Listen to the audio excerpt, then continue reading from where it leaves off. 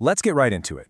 Today, we're unpacking an audio track that is just so much more than a song. We're looking at a completely raw, unflinching documentation of human grief. The track is Rest in Paradise for Uncle Tony Luna from Recollections of Introspection, Album 1. In this explainer, we aren't just skimming lyrics. We're going to dissect the profound emotional weight, the paralyzing regret, and the literal, real-time breakdown of an artist. It's a heavy journey for sure, but it demands that we look closely at the true cost of silence. Okay, let's dive into this. I thought the pain would lessen as I got older, but instead, what started as a pebble grew to a boulder. This lyric right here, it anchors the entire track. We're culturally conditioned to think, time heals all wounds. But the artist instantly shatters that. They present grief not as some fading memory, but as a literal physical mass. A tiny pebble of regret that just calcifies and multiplies over the years until it's a massive, impossibly heavy boulder. It's this escalating gravity pulling the narrator further down as time drags on. Part 1. A song in two halves. The 2016 structure versus the 2025 reality.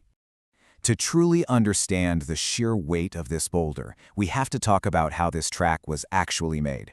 Because the real-life story of its recording is absolutely crucial to grasping its devastating climax. This wasn't some weekend studio session. It is a living, breathing document of a decade-long struggle to process unbearable loss. There's a stark chronological divide right down the middle of the song. Back in 2016, the artist began writing the first half. It was a systematic attempt to process the grief, right? Trying to find the words, trying to structure the pain into something manageable. But then we jump forward almost a full decade, to June 16th, 2025, Uncle Tony's birthday. And this is where that systematic processing completely shatters, leading to a spontaneous, agonizing emotional break. Now, what's really interesting about this slide is the drastic contrast in the creative process itself. Look at 2016, meticulously crafted verses, written over time, heavily edited. The artist is desperately trying to maintain control. But then you had that 2025 session, and all of that is just stripped away. The second half of this song, completely unwritten. It was performed in a single, spontaneous one-take.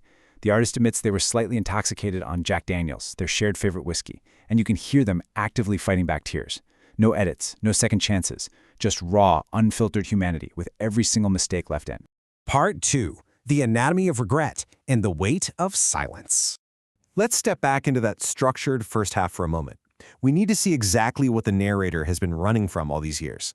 This section is essentially an anatomy of regret, focusing intensely on the haunting memory of a misconnection. I want you to visualize this exact mundane moment. Your phone rings. A name lights up the screen. We ignore calls all the time in our daily lives, right? But here, that simple act of not answering creates an invisible, lasting scar. The artist calls it a mark. A pain so profound, it goes unseen. That ringing phone just replays on a loop in their mind, a quiet, everyday moment transforming into a lifelong tragedy. Not knowing you would lose your struggle trying to survive cancer. And that right there is why the missed call became a permanent scar. The uncle was calling during a fatal battle with cancer. Let that absolute devastation sink in for a second. The narrator had no foresight. They didn't know this was the end of the struggle. They just assumed there would be another day, another call, another chance to finally pick up. And this brilliantly illustrates that physical manifestation of grief we talked about earlier. Step 1 is the pebble, the missed call, the sudden passing, that initial shock. But step 2? That's the boulder. Every year that passes doesn't wash away the pain. Time just multiplies it, turning it into this deeper, heavier sadness. The narrator explicitly wishes their uncle could be there to see their sons grow up, to witness them finally making it out of the darkness. The ongoing absence just compounds the grief. Part 3. Shame, pride, and addiction. The root of the regret. So why didn't they answer the phone? Well, in a deeply painful moment of introspection, the narrator drops all their defenses. They ditch the metaphors and confess the incredibly personal reasons for their silence. And we have to treat this confession like a fragile artifact. Because they weren't acting out of malice or anger when the phone rang. They were totally paralyzed by their own demons. They confessed they felt so low, so trapped in their addiction that they just couldn't stop getting high. The illness of addiction literally paralyzed them from showing up for a loved one battling the illness of cancer. Didn't answer because I was ashamed. Let's just let that breathe for a second. Feel the crushing vulnerability in that admission. It is so incredibly hard to admit that shame drove our actions. especially when it results in a permanent loss. But the narrator takes full, total accountability here. The lyrics lay out these destructive forces so clearly, the narrator couldn't admit to Uncle Tony that they were lost. They let pride and anger completely consume their soul. And because of that pride, they are paying the ultimate unforgiving cost of silence. These are highly specific, incredibly personal confessions, but they tap into something so universal. I mean, how often does our own pride keep us isolated when we desperately need connection the most? Part 4. The unedited June spontaneous take, recorded on June 16, 2025. And here is where everything pivots. We're leaving those structured, written verses of 2016 completely behind. I want you to put yourself in the recording booth with the artist on this specific anniversary. It's Uncle Tony's birthday. The artist has been drinking Jack Daniels. The mic is hot, but nothing is written down. What happens next is a single, unedited take where the artist hits an absolute emotional breaking point. You can literally hear the desperate struggle to hold back tears. The safety net of the written word is just gone. You always told me, hey bro, you need to let go of your pride. In this completely spontaneous moment, the artist suddenly recalls Uncle Tony's exact words, his direct advice, and the tragic irony here is just suffocating. The very thing Uncle Tony warned them about, pride, was the exact thing that prevented their final goodbye. Let's move to Sinon and see how this builds in Part 5, the breaking point, carrying the burden alone. The emotional dam completely bursts right here. The whole structure of a song is entirely abandoned. The narrator stops performing for an audience and just starts speaking directly to the ghost of their uncle. From the deepest part of my being, Uncle Tony Luna, I'm deeply sorry I didn't get to say goodbye.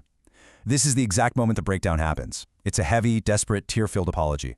The artist is pouring every single ounce of lingering regret into that microphone, just praying the message reaches the sky. This isn't a memory of pain anymore. It's a live, raw wound opened right there in the studio. So the crucial point is this absolute gut punch of a line, why the fuck didn't I pick up my phone? This is the only time profanity is used in the artist's entire catalog, and it is earned entirely by the agonizing buildup of regret we've just witnessed. It isn't there for shock value, not at all. It's the ultimate expression of self-directed fury. It is literally the sound of a person snapping under the weight of an unchangeable past. The weight of not knowing where you rest or seeing your tombstone. That furious climax immediately gives way to a crushing, permanent reality. The narrator has to carry this immense, bone-crushing weight entirely alone. And honestly, the worst part? They don't even have a physical place to lay this grief down. They don't know where Uncle Tony rests. They've never seen his tombstone. The grief is just untethered, floating, and relentlessly, unbelievably heavy. Part 6. The final lesson. A cautionary tale. As this spontaneous 2025 recording winds down, the focus shifts. That intense self-directed anger settles into this profound, sorrowful empathy. I'm sorry, more so, since I know the pain of truly being alone. Happy birthday, Tio Tony Luna. The narrator isn't just sorry for themselves anymore. They suddenly realize the deep empathy they have for their uncle's lonely passing. They finally understand the absolute isolation Uncle Tony must have felt when that phone rang and just went unanswered. And with that simple, heartbreaking sign-off, the unedited take closes. The dissection of this track shows us the horrific anatomy of regret. It shows us exactly what happens when a tiny pebble is allowed to grow into a massive boulder over a decade. We've seen the costs of shame, the paralysis of addiction, and the absolute devastating irony of pride. So, as we close this explainer, I want to challenge you with one final thought. What phone call are you letting pride keep you from answering? Please, don't wait until it's too late to pick up.